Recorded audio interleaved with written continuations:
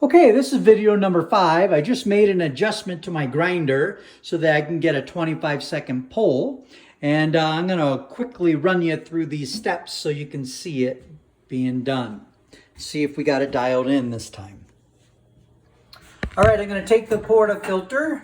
I'm going to pull the dispenser, load up coffee. I overfill. I take my spoon, I scrape the top, make sure it's nice and flat.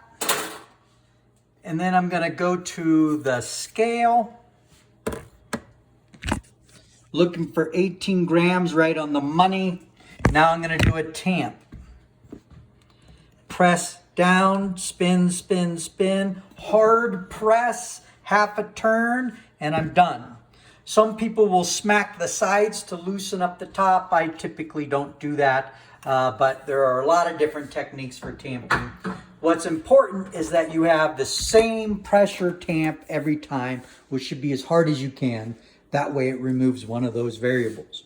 All right, portafilter is loaded up. We're ready to try. We're gonna see if we get a 25-second pull. And we're gonna start the timer and run the shot.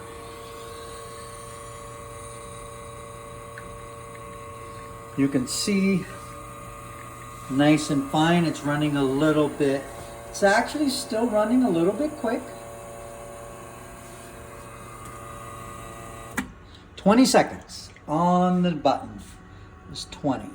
So again, I think you can see the crema is about 1 millimeter thicker than the previous one. It's about 4 millimeters now.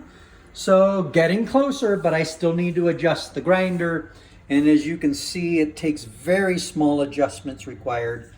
And this one is a manual, so I just move it just a tad bit. There's one full notch. I went half a notch. Here's one full notch grind setting difference. All right, we'll come back in just a minute and try again.